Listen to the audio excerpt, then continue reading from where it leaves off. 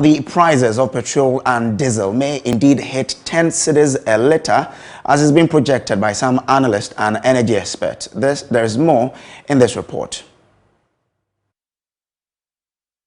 It's $130 a barrel today on the international market.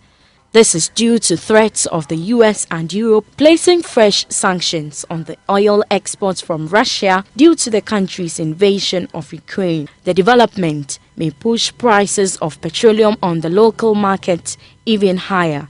This is because, apart from crude oil prices going up, there are also concerns about difficulties in transporting the finished petroleum product from Europe to Ghana, which is adding up to the cost of fuel in the country. Prices of petroleum products were increased by some 4 to 6% at the pumps about 2 weeks ago by most of the oil marketing companies in Ghana. The increment led to the highest price quote, pegged at 8 cedis 29 pesos a litre. However, most of the oil firms have argued that this was even the lowest price margin, claiming that prices should have even been above 9 cedis a litre. Some oil marketing firms have told Joy Business that prices could hit 10 cedis from April due to what is happening on the international market. The fears have been influenced by the Ghana cedis, which have also depreciated sharply against the US dollar.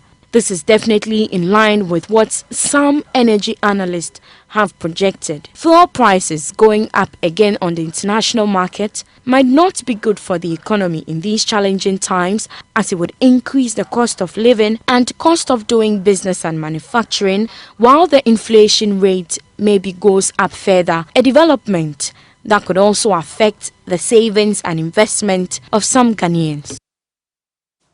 Now, in a related development, the Executive Secretary at the Chamber of Petroleum Consumers, Duncan Amwa, has maintained that it's not enough for government to argue that there is little it can do to cushion consumers. Capture $62.5 a barrel for our budgetary support funding. Anything beyond 62.5 is a win for revenue. Currently, we've crossed the $100 mark. If it's 102.5, that's $40 extra. Chances of this getting to 120 remains very high, and that could mean double of what our own projections are for 2022. Those added revenues are not part of government projected revenues for budgetary support, right? So they are win for revenues.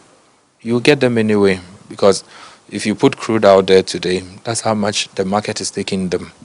So you get those windfalls. If you do not decide as a country that at the same time market prices are moving upwards, my economy is suffering a hit because of increases in pump prices. I have said this and I'll repeat. The government itself remains the single largest consumer within the economy, because the same government would have to fuel the judiciary, our judges, right? You would have to fuel Article 71 office holders, quite a number. You would have to fuel the ministries, departments, agencies, quite a number. You would have to fuel the security setup, from the police to the military to the navy to air force. Whatever fuel they consume doesn't come from the pockets of these officers. The state would have to pay for it. So when it's 5 cedis a litre, right, and you're also buying from the same market everybody pays for, your expenditure probably monthly could be 500 million.